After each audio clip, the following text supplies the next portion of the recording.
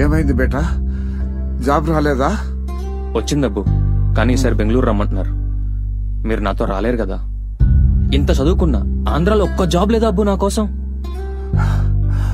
Yeah Allah. నమస్కారం అండి. నమస్కారం, చెప్పండి.